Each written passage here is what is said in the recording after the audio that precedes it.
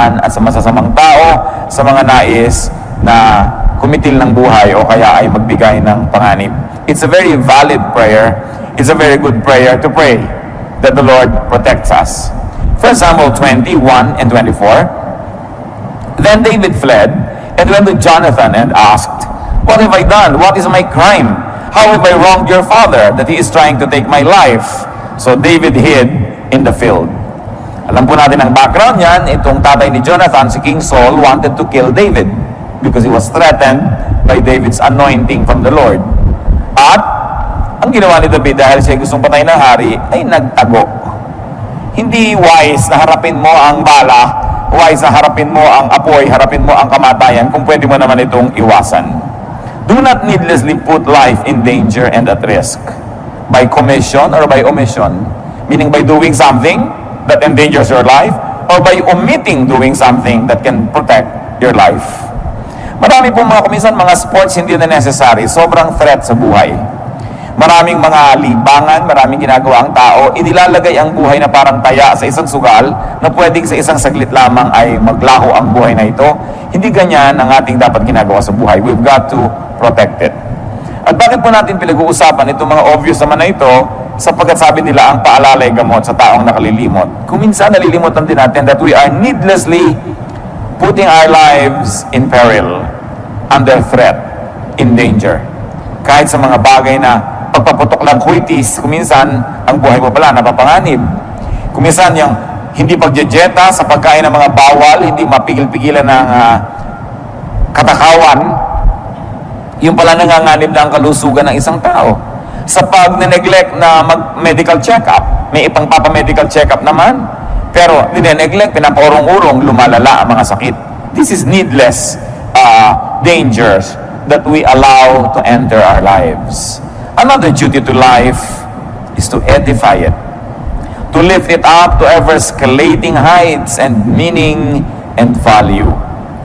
Hindi tayo nabubuhay para maghanap buhay. Naghahanap buhay tayo para magkaroon ng buhay. Dapat ang paghahanap buhay, isa lang po yan na kasangkapan, props ng buhay, para magkaroon tayo ng kailangan natin na pera o kaya ay kabubuhay para magkaroon ng tunay na buhay. Ang buhay ay hindi hinahayaang mapanis, yung nandyan na lamang at hindi na umasenso, nabulok na lang, inanay, umatras. Ecclesiastes 1:13, I devoted myself to study and to explore by wisdom all that is done under heaven. So si Solomon, mayaman na, hari na, hindi ka pa mag-aral. Yung mga iba naman, gumraduate pa lang ng college, sabi, tapos ayaw ko na magbubukas ang notebook ulit kahit buong buhay ko, hindi na ako magbabasa uli ng libro. Ang utak po ng tao, habang ini-stretch, lalong lumalaki. Pero parang sikmura rin yan. Pag palaki ng palaki kinakain mo, palaki ng palaki yung tiyan mo, mas marami ka nakakain. Pero subukan mong konti yung kinakain, lumiliit din yung tiyan nyo, nag-a-adjust. Ganun din yung brain. The more information, the more knowledge you process, the more capable your brain becomes. Pero pag pakonti ng pakonti ang iniisip niyan, pakonti ng pakonti ang mga nilulutas, lumiliit din ang utak. Meron po mga nakakausap tayo sa buhay na nakakabobo. Pag lagi siyang kausap nyo, mabobobo kayo. Meron tayong mga ginagawa na nakakabobo. Pag yun ang ginagawa mo, mabobobo ka. Kaya kailangan lagi kami iniisip na ibang gawin so that your brain will continue to expand, so that it would be enriched with knowledge and therefore with the accompanying wisdom. Luke 12:23. It in Ecclesiastes 1:13, I devoted myself to study and to explore by wisdom all that is done under heaven. So, ganoon ang ginawa ni Solomon. And Luke 12:23, life is more than food, and the body more than clothes. So, yung katawan, hindi lang yung katawan yung katawan instrumento para may marating yung nakatirang espiritu doon. Pag katawan mo lang ang mahalaga sa buhay, you don't get it. That the body is only a tool so that the spirit that lives in it can evolve and can become the great spirit that it is destined to be. So, ganun din yung pagkain. Buhay, hindi lang para kumain, ay buhay ka na. Tapos aantay ka ng umaga. Pag umaga, aantay mo gumabi. Pag gabi, inaantay mo mag-umaga. Ganun na lang, naubos na lang yung buhay ng papaganon. We've got to go beyond the basics. We've got to go beyond survival level. Kaya kalaban po ng tunay na espiritualidad ang sobrang karukhaan, ang sobrang kahirapan. Kasi very, very poor people are not able to move on because they're just too busy surviving. May narinig ko kanta ni Madonna, sabi niya, I will not go to heaven, I will not be an angel because I'm too busy surviving. Sabi nung kanta niya. There is some truth in it because when people are just too busy trying to survive, they will not be able to evolve into the refined personalities that they should be. Kaya kahit edad, nilalampasan para magkaroon ka ng lalong credibility. At kung bata ka pa at may credibility ka na, kailangan ipakita mo yon at lagi mong patunayan. Si Paul, ang kanyang payo kay Timothy, sapagkat itong si Timothy isang batang leader, 1 Timothy 4:12, don't let anyone look down on you because you are young, but set an example for the believers in speech, in life, in love, in faith, and in purity. So hindi excuse na bata pa ako o kabataan pa lang ako so pwede akong maging ganito lang. Sabi, kailangan malampasan mo agad dyan, mag-graduate ka, kasi napakaiksi ng buhay, pero napakaraming dapat marating. Sa katunayan, even geographically speaking, napakaraming lugar na dapat mabisita, napakaraming pagkain dapat matikman, napakaraming librong dapat mabasa o masulat, napakaraming kaibigan na dapat maging kaibigan, makilala, makadaupang palad, maraming karanasang dapat maranasan. Pero kung umikot na lang ng umikot ang iyong buhay sa the same karanasan every day to the point that you're bored, then you are cheating God who created life, and sadly you are cheating yourself. Ang buhay dapat lagi may bagong nararanasan, may bagong nalalaman, at may bagong mga applications na nalalaman at nai-apply sa buhay. Another duty to life, beautify it. Make life lovelier, nicer, more pleasing to the body, to the soul, to the spirit. Diyan nga magaling ang mga Filipino magpaganda ng isang bagay, ng isang lugar. Pag nakakita ka ng isang babae na yung buhok niya, hindi lang tinalian, yung tali niya, may mga paru-paro, may mga bola-bola, umiikot-ikot, nag-glow-glow in the dark. Filipina yun. Yung sari-sari ang nakalagay sa ulo. Hindi lang tinalian para galawan yung buhok. Decorative pa, beautiful. Si Solomon, na napakatalino, anong ginawa niya? Ecclesiastes 2:4-8. I built houses for myself and planted vineyards. I made gardens and parks and planted all kinds of fruit trees in them. I made reservoirs to water groves of flourishing trees. I bought male and female slaves and had other slaves who were born in my house. I also owned more herds and flocks than anyone in Jerusalem before me. I amassed silver and gold for myself and the treasure of kings and provinces. I acquired men and women singers and a harem as well, the delights of the heart of man. So niya, name it, I had it. Ginawa ko. At hindi maliit na bagay na siya tinawag na matalino. Ang lahat dapat makita ng mata, tinignan niya. Ang lahat dapat matikman ng labi, natikman niya. Ang lahat dapat mahigaan ng likod, hinigaan niya. At hindi lang pa siya nabubuhay, meron pa siya mga singers. Ngayon, madali yan maglagay ka lang ng iPad, magpatugtog ka ng cassette dyan o video, may tugtog ka na. Pero noong araw, kailangan pa ng mga live orchestra, nilalagyan. Bakit po nilalagyan ng musika ang buhay? Kasi nagpapaganda yan. Bakit nilalagyan ng kulay ang buhay? Kasi nagpapaganda yan. That's why the eye is able to see many shades of colors. That's why we can appreciate various shades of temperature. Lamig o init. Merong gusto mo kinakain mo na maligamgam, merong gusto mo talagang nagbabaga sa init, merong gusto mong nagyayelo sa lamig. And all of that are experiences that human beings were designed by God to explore and to enjoy. So beautify your life. Yung bahay nyo, maliit man, pagandahin. Ang gulo-gulo, ang dami-daming kalat, ang lihim lang yan, marami ka lang kahon. Paglalagay mo lahat sa kahon. Diba? Hindi nakasaburay-ray dyan sa bahay mo lahat ang bagay-bagay. No? Hindi yung ang gulo-gulo.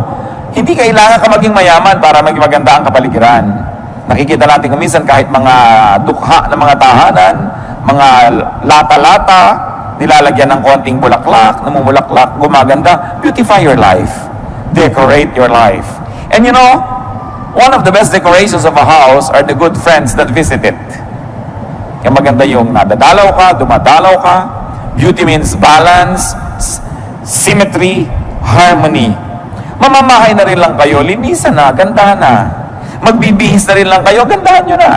Kahit naman ano pagsama-samahin yung kulay, pwede. Pero ba't hindi nyo lagyan ng harmony? Pwede namang iplano yan kahit kukunti ang damit ng tao. Tingnan nyo yung kulay na bagay sa inyo at yun ay pagsusuot ninyo. Hindi yung kumisa na pagkakamalaki naglalakad na kortina. O sa lalaki ng checkered, akala ng mga tao, bintana kayo. Sa kailangan, tinitingnan mo, maganda ba to sa akin? Bagay ba to sa akin? Kailangan ay pinapaganda. Hindi lang kasi yun for you to feel good eh. You also minister to others kasi nagagandahan sila sa nakikita nila.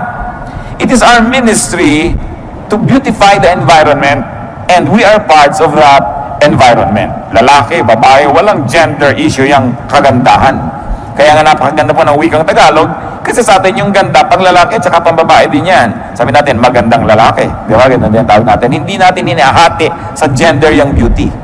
Because sabi nga ni Mrs. Marcos, a man who does not love beauty is only half a man. Dahil siyempre, kailangan nag-appreciate ka niyan. Another duty to life is to love it. Are you in love with life? Nagigising ba kayo sa umaga sa inyo, I love my life? Mahihiga ba kayong, I love this bed? Kakain ba kayo, I love this plate? O eto na naman, dito na naman ako kakain sa gasgas na plastic na ito. Eh, ba't hindi kayo magpunta ng magandang-gandang plato? O ang dami yung magagandang plato, inaanay doon sa estante, tinitira ng mga bubuyog at gagamba. No? Kailangan gamitin niyo yung mga magagandang bagay na yan. You should love life. Huwag yung gutay-gutay na ang inyong mga tuwalya, tapos ang gaganda nakatago. Aanin nyo yun, di ba? Kailangan gamitin yun. Meron naman kahit tayo hindi mayaman, meron tayo niya magagandang tuwalya, mga pang-derby na mga bedsheet.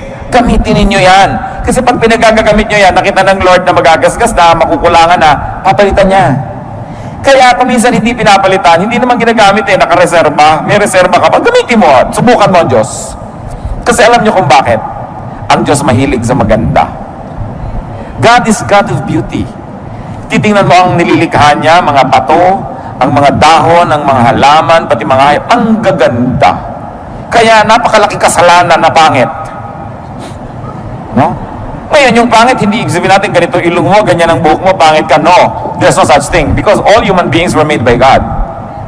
So, ano man, buhok mo, tuwid o kinky, lumalakad man yung suklay pag inilagay mo, o ayaw lumakad. Pag may pumasok na insekto sa loob, di makawala.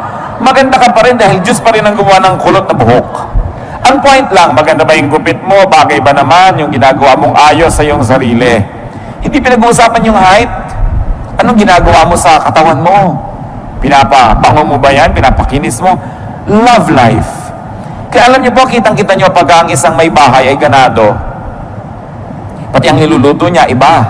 May mga konti pang dekorasyon. Hindi ba sa inihagis na yung 3 tuyo dun sa, para nakakrus-krus na tuyo dun sa ibabaw ng mesa, wala ba lang kaarte-arte? Pero pagka ganado ang tao sa buhay, pati kamatis, sinihiwa niya na maganda, nakaarting ganon. Nakita niyo naman nakakain kayo kuminsan nung tinanggal niya yung takip, nakakaantok ang itsura ng ulam. Ano bang ulam ito? Wala namang ka-arte-arte sa buhay.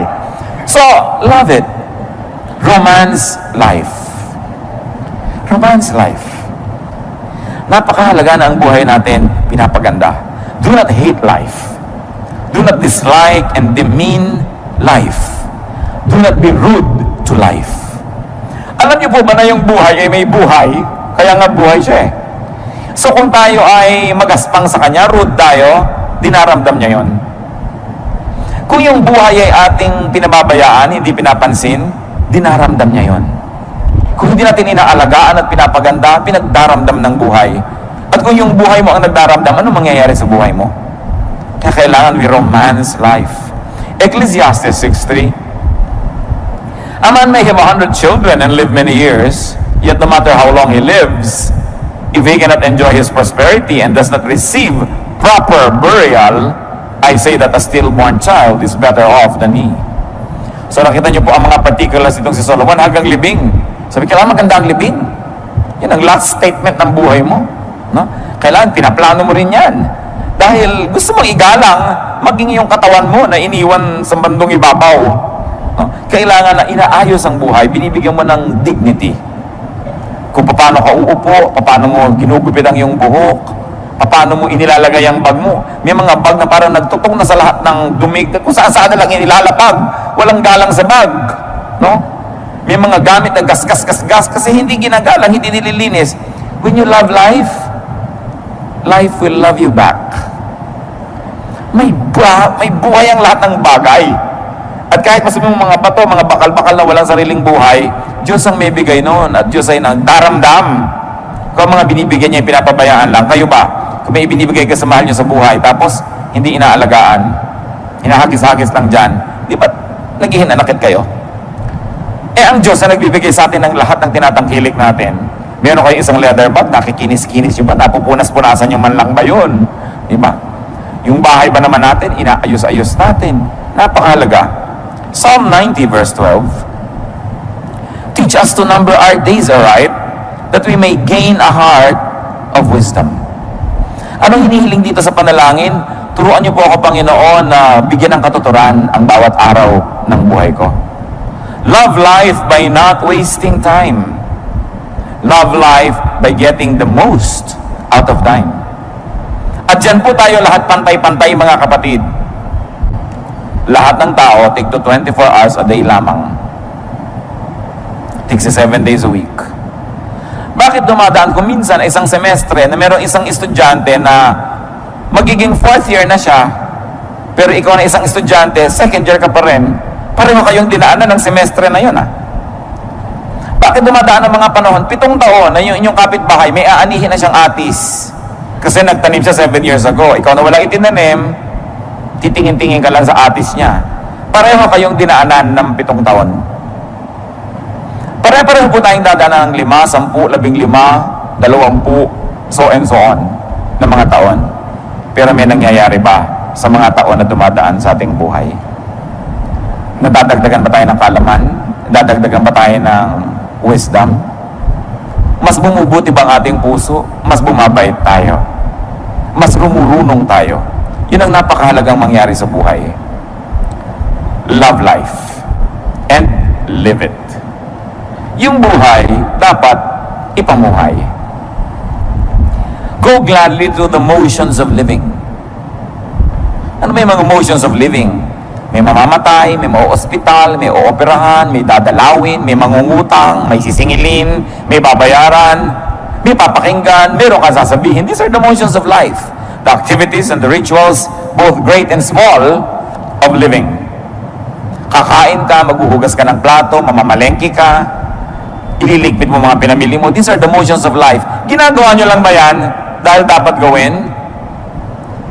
Ginagawa na rin lang, mga kapatid. Enjoy it. Naghihiwa na rin lang kayo ng manok. Diba? Alam mo yung nag-enjoy humiwa ng manok, walang nababaling buto sa hita. No?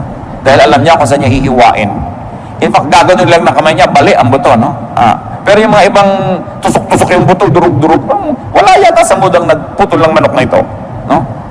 By the way, ang galing ng mga Pilipino magputol ng manok, Meron isang batang lumaki sa Amerika nung nagbalik bayan dito, sabi niya, I didn't know that a chicken could be cut up so many pieces. Talagang ganyan dahil maraming kakain. Na parami talaga ang manok. Daig ng mga ginang dito sa Pilipinas, sa mga surgeon. Pagpaparami ng ulam. Pero ayusin mo na yan. Ayusin mo na, dadabog-dabog ka. Enjoy every minute. Because if you work for 1 hour or 2 hours, may nililinis ka, hinuhugasan mo yung mga balatang talaba, o kung ano man yan, at nagtatabog ka, nainis ka, kapatid, ikaw nalugi noon dahil may dumaan na isang oras na hindi mo na-enjoy. At hindi na babalik ang oras na yun kahit kailan. Kaya lagi ko sinasabi sa mga magulang ng mga bata, enjoyin nyo ng mga anak nyo. Yung para kayong puno na lagi sinasampa ng anak nyo. Pagdating ng araw, ni ayaw nyo makita kayo kasama sa mall. So habang laging nakasama, isama ng isama, laging pabuhat ng pabuhat-buhatin. Hindi laging ganyan yan. Dumadaan ang panahon. Mabuti na yung walang pinagsisisihan. Ecclesiastes 9, 7-10. Go eat your food with gladness and drink your wine with a joyful heart. For it is now that God favors what you do. Always be clothed in white and always anoint your head with oil. Enjoy life with your wife whom you love all the days of this meaningless life that God has given you under the sun. All your meaningless days. For this is your lot in life and in your toilsome labor under the sun. Whatever your hand finds to do it with all your might. For in the grave where you are going, there is neither working nor planning, nor knowledge, nor wisdom. Sabi niya, gawin mo na lahat. Gawin mo with feelings. Mag-aayos ka ng bulaklak, sinaksak mo na lang bigla doon sa baso yung mga bulaklak. Gandahan mo. Diba? Magtitiklop ka ng kumot, hindi pantay-pantay yung mga sulok. Gandahan mo. Isasalansan mo ang mga tuwalya sa cabinet. Gandahan mo. Sabi gano'n, para lahat ng ginagawa mo, meron kang satisfaction. Tuwang-tuwa ka. Nag-enjoy ka sa buhay. Do not just exist. Live. Have a life. Have excitement. Have passion and feelings. Yung kakain kayo ng sopas ang lamig-lamig, mas gano'n ba kahirap initan yan? Lagi nila, hoy, huwag ka na magdagdag na hugasin plato. Dito tayo kakain sa tansan. Ano ba naman napakahirap namang kumain sa tansan? Tapos ang chopstick mo, toothpick. Para madali ang paghuhugas. Mano ba humaba-haba ng konti ang paghuhugas nyo? Nag-enjoy naman kayo sa maganda nyong hain. Nalagyan ng kulay ang buhay. Yung mga ganong tao, pag nananaginip sila, alam nyo, black and white ang panaginip. Dahil walang buhay eh. Go gladly through the stages of life. Nagiging bata tayo, nagiging kabataan, nagiging young adult, nagiging mga senior, lahat yan maganda. Kung tayo tumatanda na, don't hang on needlessly to youth because there is enjoyment that is unique, no, to those who are advanced in years. 1 Corinthians 13:11, when I was a child, I talked like a child. I thought like a child. I reasoned like a child. When I became a man, I put childish ways behind me. So may panahon ng lahat. May panahon. Hindi ikinakaila yung edad. Lalo mga Kristiyano, maghunos dili kayong birthday. Ilang taon na po kayo? Hindi masabi pag above 50. Dapat very, very gladly you say. Dahil maraming tao hindi nakakaedad na namamatay na. So bawat edad na nadadagdag sa isang buhay ng tao, pinagdiriwang yan, ipinagmamalaki, no? Ipinagpapasalamat, hindi inililihim. Bakit nakakayang umidad? This is foolishness. We should be grateful. Every added year is grace from the Lord. Job 14:1-2, man born of woman is of few days and full of trouble.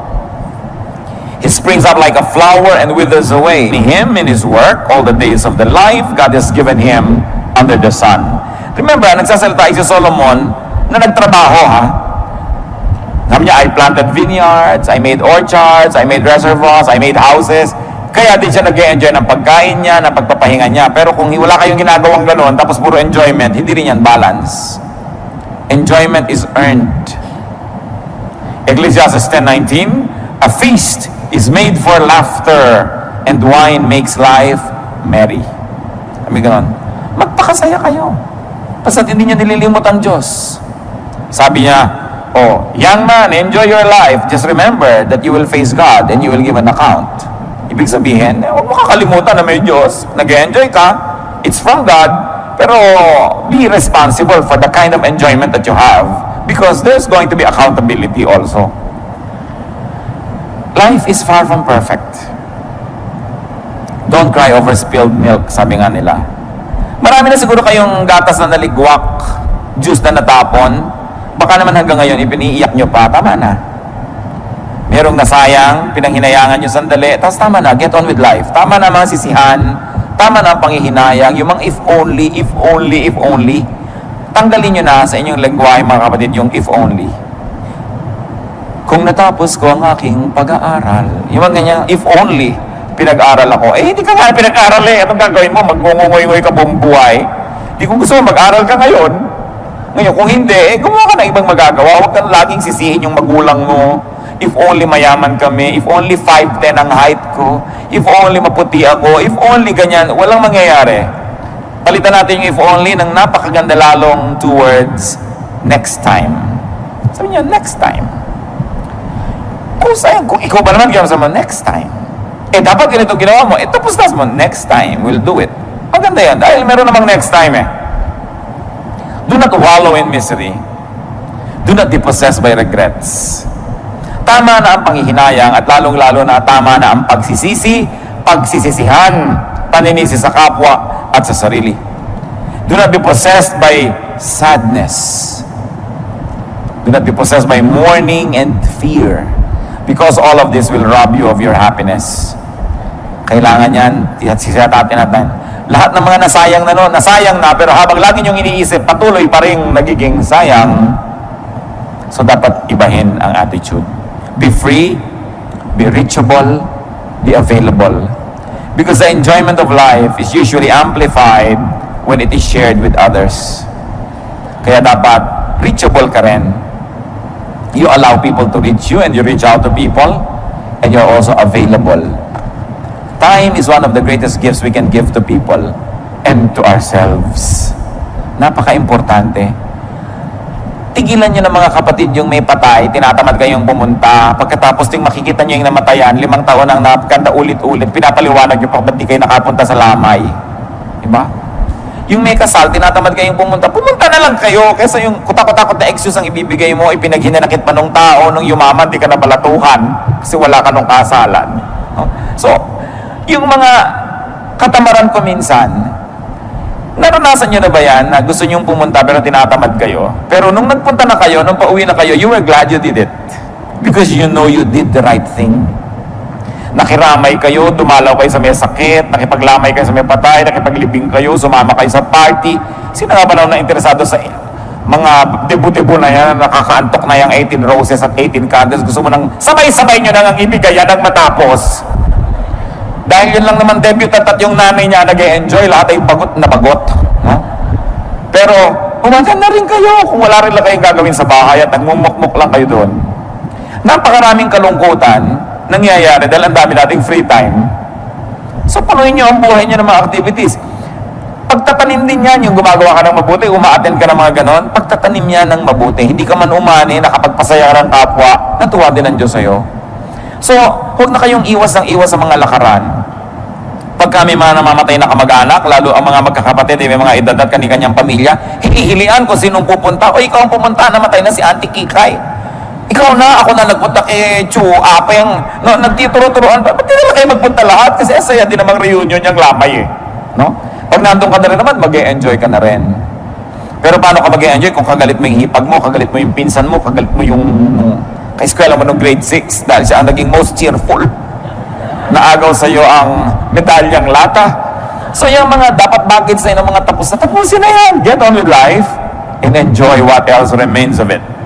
Another duty to life, multiply it. Paramihin. Physically, life must be multiplied. Utos yan ng Diyos. Genesis 8:17, bring out every kind of living creature that is with you, the birds, the animals, and all the creatures that move along the ground, so they can multiply on the earth and be fruitful and increase upon it. Genesis 9:7, sabi kay Noah, as for you, be fruitful and increase in number, multiply on the earth and increase upon it. So you multiply physically, but very importantly, we multiply essentially. We multiply, magnify the essence of life, the spirit of life. And you multiply life in terms of fruits and production, in terms of works and meaning. Dapat lalong nagkakaroon tayo ng halaga, marami tayong nagagawa, marami tayong napoproduce. Kuminsan, ang kinakalungkot ko po sa mga Philippine products, 20-30 taon na ang lumipas, itong kaong na ito para ko mabuksan, kailangan ko pang initan sa kalan yung takip niya, makipagtunggali ako sa takip, gumamit ng liyabe, gumamit ng kung ano, para ko makuha yung laman ng kaong na lasang preservative. Ang kaong, ang makapuno, ang natadi ko pare-pareho ng lasa. Walang product development. Napapansin nyo ba yun? Pag pumunta kayo sa Pangasinan, yung bibili nyo yung tupig, o yung bibili nyo diyan, nakabalot pa rin sa dyaryo hanggang ngayon. No? So, hindi na ba mai-improve ang packaging niyan para maging world-leading, world-class man lang? Bakit walang development na ating mga produkto? Papangit pa nga yung iba, yung dating bukayo, na nyugang nakakain mo ngayon, kusot na yata yung laman. Umaatras pa. Pero alam niyo, sa tao nangyayari rin yan. Ano ba naman itong taong to? Nung huli ko itong makita, wala itong topic, kundi yung asawa niya. 3 years later, asawa pa rin niya ang topic. Wala nang iba. Yung ang repertoire mo, napaka-limited. May mga tao po ganyan, ang 3 lang alam na topic. Ang kanyang asawa, ang kanyang apo, at ang kanyang mataas na blood sugar. Napakalaking pagdurusang makatabi mo ang tao ito kahit saan lupalop ng mundo kasi yun ang topic nyo. Wala nang iba. So pansinin nyo mga kapatid, baka kayo yun. Yung iniiwas-iwasan na kayo ng mga tao dahil pag-uusapan na naman namin ito, yung cholesterol niya. Yung, wala nang alam na topic kundi ganyan. Kailangan pinapalaki ang mundo, pinapalaki ang repertoire, pinapalaki ang performance mo para mas enjoy ang mga tao, mas enjoy ka rin.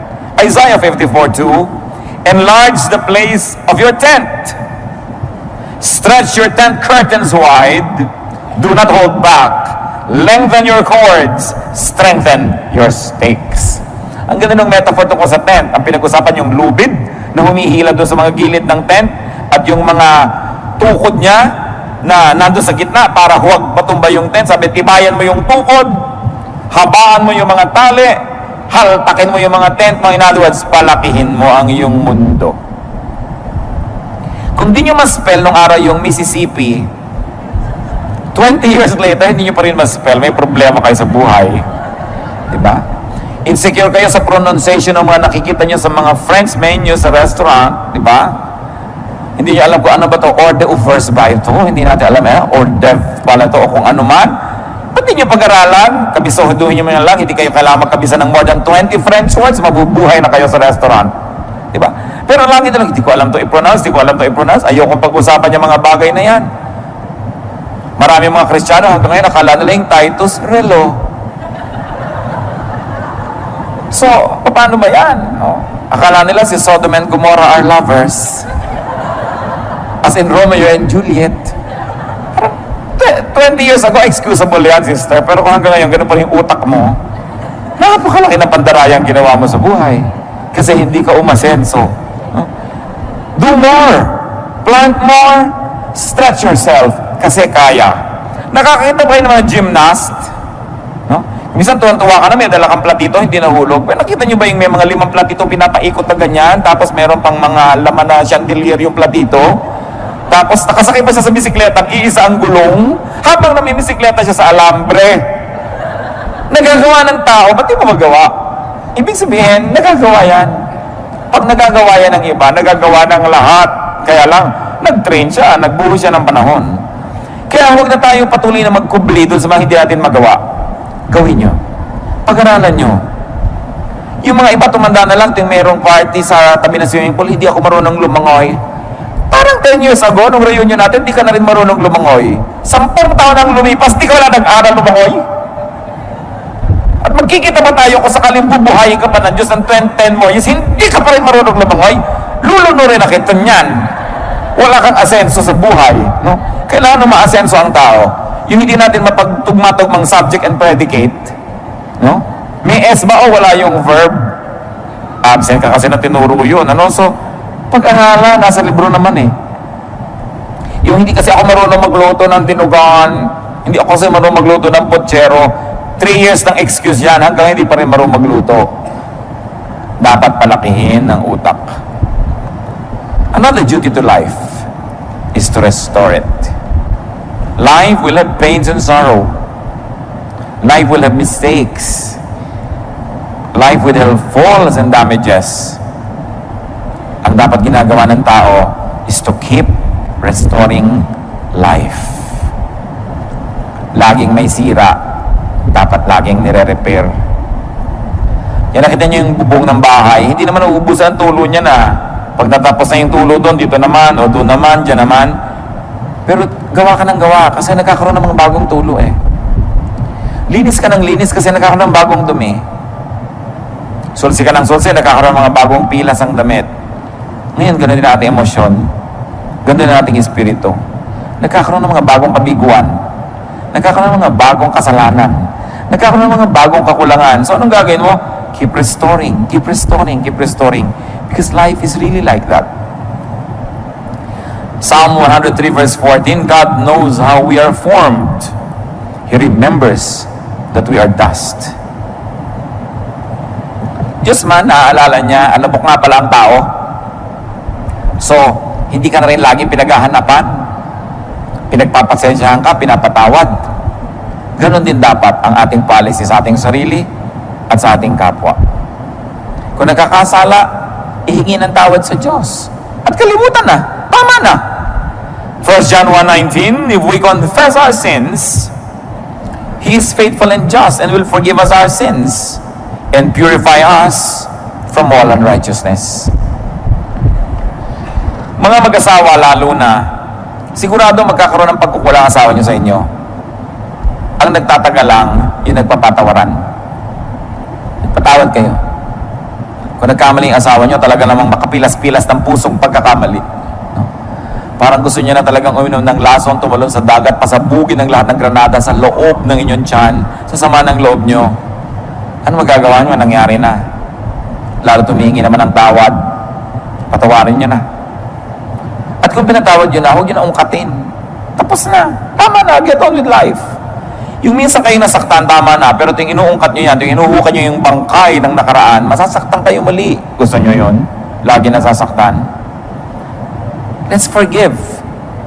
Because we also need forgiveness from God.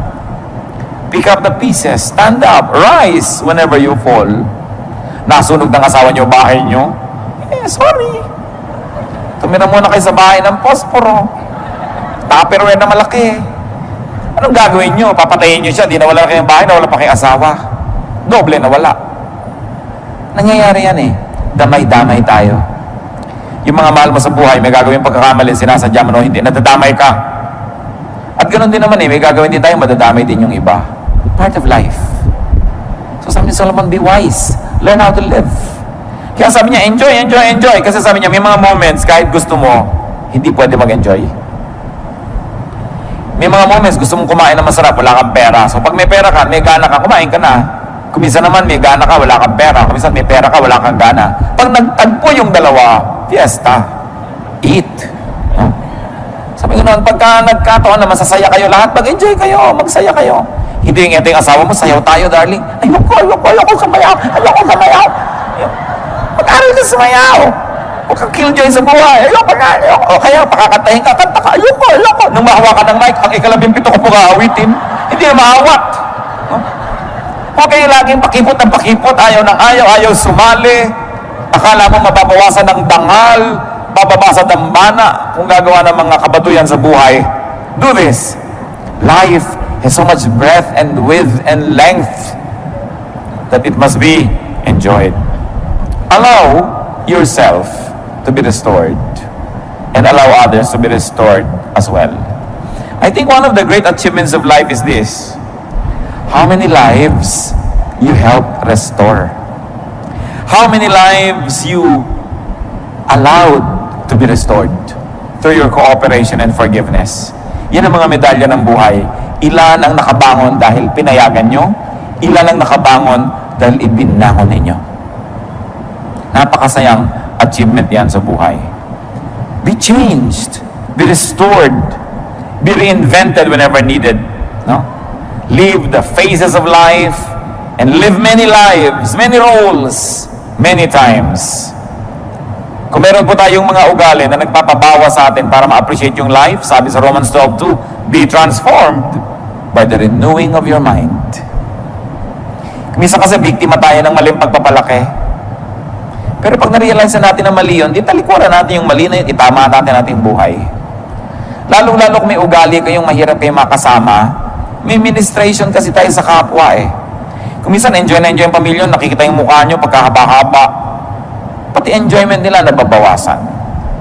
Ikakasal yung anak nyo, naninimangot kayo dahil ayaw nyo sa manugang nyo. Diba? Hindi naman kayo magwawagi, huwag na kayo nakikipag-konte sa manugang. Hindi kayo magwawagi, promise.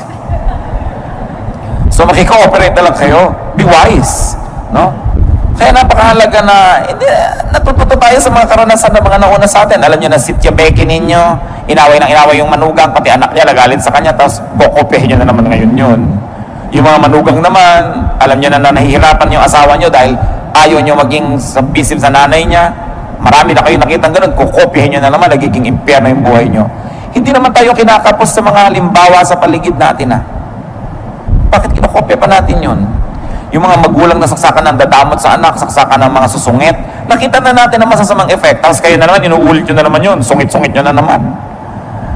We should learn from many lives that are lived around us so we can save on the tears and the agony. Be transformed by the renewing of your mind. Mga kapatid, kung honest po tayo mismo ang nakakaalam ng mga pangit nating ugali. Lahat ng tao may masagawang ugali. At Ang totoo nga, isa yan sa mga katotohanan ng buhay, na maraming tao talaga masama ang ugali kesa sa mabuti ang ugali. Diba? Ngayon, tingnan natin, masama ba yung ugali ko? Ano ba yung masama sa ugali ko? Paano ko ito ayusin? Huwag natin laging tingnan yung ugali ng iba. Sabi nga, tapat ko, linis ko. Diba? Ugali ko, bago ko. Hindi ako Chinese ako. So, ang point is, tapat ko, linis ko. Diba dapat yan? Ang dali-daling maisip yun. Nakikita natin, ang dami-dami mga Chinese Filipinos umaasenso sa buhay kasi masisipag. No? Tapos ang gusto naman ng iba ngayon, hold upin at kidnapin dahil umasenso. Eh, ang sisipag kasi eh. Tapos ikaw tatamad-tamad, tapos gusto mo umasenso ka. Learn from many people. Kung may hinahangaan ako sa mga Filipino-Chinese, sipag talaga. Most, hindi naman lahat, pero kadalasan talaga magaling. Masipag, matyaga. Kaya may nararating sa buhay. Hindi pag may konting pera, party, may konting pera, gastos. Kailangan maraming tayong production. What else do we do with life? Share it. Share life. Share livelihood. Share food and good things. Share blessings. Hebrews 13:16, and do not forget to do good and to share with others. For with such sacrifices, God is pleased. Damihan mong tanim mo para marami kang maipamigay na bunga. Galingan mong hanap buhay mo para marami kang maitulong sa mga nangangailangan ng tulong, hindi lang para sa sarili. 1 Timothy 6:18-19, command them to do good, to be rich in good deeds, and to be generous and willing to share. In this way, they will lay up treasure for themselves as a firm foundation for the coming age. So they will take hold of the life that is truly life. Share. At ika-10, gawin kaya natin 20. Pero 10 na lang muna. What do you do with life? Sanctify it. Make it holy. Dedicate it to God. Dedicate your life to a high calling, to a noble purpose. Hindi lang basta mabuhay at mamatay at mailibing, magkaroon ng katuturan sa kaharian ng Diyos. Magkaroon ng halaga sa tingin ng Diyos at ng kapwa. 2 Timothy 2:21, if a man cleanses himself from ignoble use, he will be an instrument for noble purposes, made holy, useful to the master, and prepared to do any good work.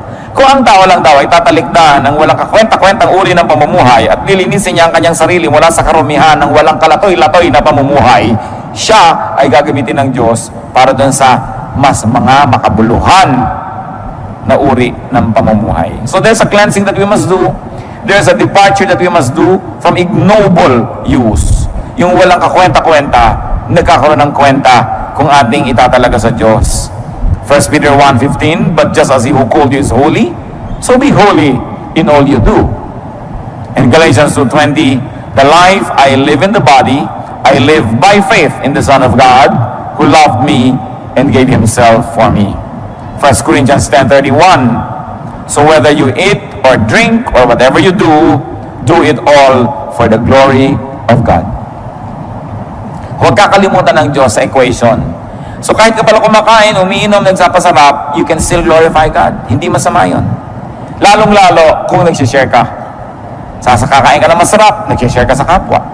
Kakain ka sa restaurant, pakasawa kayo buong pamilya, o order ka na isang putahe, ibigay mo sa waiter, nang iuwi niya sa pamilya niya. O order ka na ibang putahe, iabot mo doon sa mga makakita mo sa daan na hindi kumakain. You glorify God by having good food. Kasi hindi mo lang sinarili. Marunong ka mag-share sa buhay. Napakahalaga po to sanctify our lives. Ang buhay ng tao galing sa Diyos, babalik sa Diyos, kailangan nagbibigay luwalhati sa Diyos sa anumang ginagawa natin. So give to life, and it will give back to you. Love life, and it will love you back.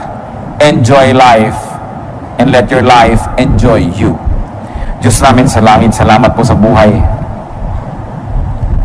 Salamat po sa maraming pagkakataon na kami ay magkaroon ng kahulugan. Salamat sa maraming bagay na maaari naming malasap, maranasan, ma-enjoy sa buhay na ito. Patuloy mong ibukas sa aming isip, Panginoon, kung naghahadlang kami sa sarili namin at sa kapwa namin para mas maging maganda ang buhay nila. Turuan niyo po kami.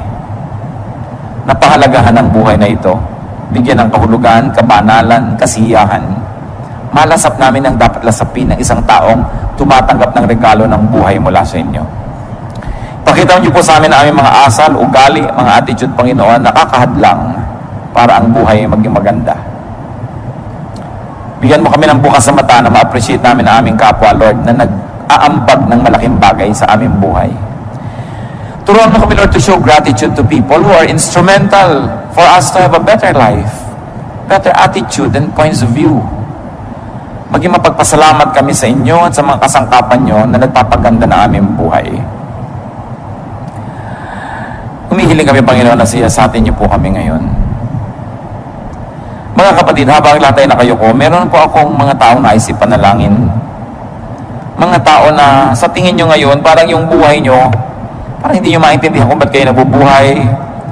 Meron pa yung confusion, parang sayang yung buhay nyo, hindi kayo nag-enjoy, parang may bara para yung blessing dumaloy sa buhay nyo, para hindi nyo makita yung magandang dahilan para mabuhay. Kung merong ganito ang kalagayan ngayon, ipapanalangin natin, tumindig kayo sa kinalalagyan nyo at hihingi tayo sa Panginoon ng kaliwanagan, hihingi tayo ng kapangyarihan, hihingi tayo ng pagpapagaling ng ating mga ugali, mga espiritu. Kung meron nagsasabing, Lord, I want more meaning in life, mas gusto kong magkaroon ng kahulugan ng buhay ko. Praise God, para mga tumatayo na humihingi sa Panginoon ng direksyon, gusto ko pang magkaroon ng kabuluhan ng buhay na ito, higit sa nalalasan ko ngayon, higit sa naranasan ko na. Gusto ko pang maging mas makulay ito, mas maginhawa, mas mabuti, mas maganda, at mas banal, mas makahulugan. Kung meron po sa atin na meron kayong unhappiness about your life, and you don't want to be unhappy all your life, you don't want to be in this situation for long, this is the time to ask God. Hindi aksidenteng pinag-uusapan ng mga bagay na ito. You know, our God sets us free. Our God heals us. Sabi ng Panginoon sa John 10, "Then I came that they might have life and have it to the full." Kung sa palagay nyo ang buhay nyo hindi puno, ang laki ng kulang, tumayo kayo, hingi tayo sa Panginoon ng pagpapala. Blessing. Na mapuno ang buhay na yan, hindi dapat na kulang yan, hindi dapat na puro bigat yan, hindi dapat na puro problema. Kasi ang buhay regalo ng Diyos. Kung may tatayo pa, tumayo kayo. Hindi dapat ikinakahiyang tumatayo. Umihingi tayo ng tulong sa Diyos. Maganda yan. Nagpapakumbaba para bigyan ng Diyos tayo ng pagpapala. Sa pagtayo ng mga anak mong ito, Panginoon, kayo lang at ang may katawan ang nakakaalam ng dahilan ng pagtayo. Maaring ang kayo lang at hindi nga alam ng may katawan kung bakit may kulang ang buhay. Panginoon, alang-alang sa iyong anak na si Jesus. Alang-alang sa kanyang mga sugat na tinamo, alang-alang sa kanyang dugo na tumigis, alang-alang sa kanyang paghihirap sa Kalbaryo para sa amin. Hinihiling ko sa iyo, Ama sa langit, hipuin mo ang bawat puso ngayon ay tumatayo sa iyong harapan. Una, bigyan mo ng kaliwanagan nang maunawaan kung ano ang nagiging hadlang sa kahulugan at kasiyahan at kagandahan ng buhay, kung ano ang nakakalaso na nandun na dapat tanggalin, kung ano ang mahalagang nandun na dapat ilagay, kung ano ang sobra na dapat ay bawasan, kung ano ang kulang na dapat ay dagdagan. Ngayon din, Panginoon, sa sandaling ito, hinihiling namin, hipuin niyo po ang puso, ang isip ng bawat isang nangangailangan ng kaliwanagan. Ipabatid niyo kung ano ang dapat gawin, kung ano ang dapat tigilan, kung ano ang dapat simulan, kung ano ang dapat improvement pa. Hinihiling ko, Panginoon, alang-alang kay Jesus, punuin mo ang mga pusong ito ng kagalakan, ng kahulugan. Bigyan niyo po, Panginoon, ng kulay, ng saya, ng musika. Bigyan niyo, Panginoon, ng ganda ang mga buhay na ito. Kayo ang nakakalam kung ano ang kulang na siyang magpupuno, ipagkaloob niyo, napakayaman niyo, di niyo ipaghihirap na tugunin ang pangangailangan ng inyong mga anak. At dinadalangin namin, Panginoon, ang mga kapatid na ito ay magkakaroon ng malinaw na isip, maiwasan ang mga dapat ng iwaksi sa buhay. At nawa, Panginoon, kung ito ay may kinalaman sa pag-uugali, ituwid mo ang aming mga ugali nang walang maging hadlang para dumaloy ang iyong pagpapala. Kung ito ay tungkol sa mga damages ng nakaraan, naging mahiyain, nagkaroon ng inferiority complex, nagkaroon ng takot, nagkaroon ng phobia, nadala, nahirapan, pauwiin mo ang mga sugat na ito, Panginoon. Papaghilumin mo ang mga sugat ng puso na iyong mga anak. At huwag ka mag-iwan ng anumang bakas. At nang sa ganun magkaroon ng isang panibagong buhay, bagong pasimula. Kung ko ang nagiging hadlang ngayong mga bagay, mga pananalapi, mga instrumento at gamit, lalo namang hindi kayo nagkukulang dyan, O Diyos. The earth is the Lord's and everything in it. So we ask you, Father, move your powerful, loving hand and provide your people with their needs. Pagbuksan nyo ng pinto, Panginoon, pagkalooban ng mga kailangan, paulan ninyo ang pagpapala, palakasin ng mga kahinaan, papagliwanagin ng mga kadiliman. At kung ito'y may kinalaman sa kalusugan, Panginoon, palakasin nyo ang katawan ng iyong mga anak, pati ang isip at emosyon, pagalingin nyo ang mga karamdaman, Panginoon, at bigyan nyo ng ginhawa. Ano man yun, O Diyos, sa napakaraming maaaring dahilan na nagiging hadlang para makita ang ganda ng buhay. Maaaring walang kaibigan, walang kapartner sa buhay, maaaring may mga kasama na nagpapahirap ng loob. Panginoon, ano man ito, kayo ang magturo ng bawat hakbang na dapat gawin ng iyong mga anak upang mapalaya ang mga sarili sa iba't ibang mga piitan at mga kulungan na ito, upang malagot ang iba't ibang mga tali at tanikala na naggagapos sa iyong mga anak. Bigyan mo, Panginoon, ng sigla yung mga matatamlay, ang mga mahiyain, bigyan mo, Lord, ng self-confidence. At kung may mga mangmang at mga kamangmangan, punuin mo kami ng karunungan. Turuan mo kami, Lord, to be studious. Turuan mo kami, Lord, na mag-aral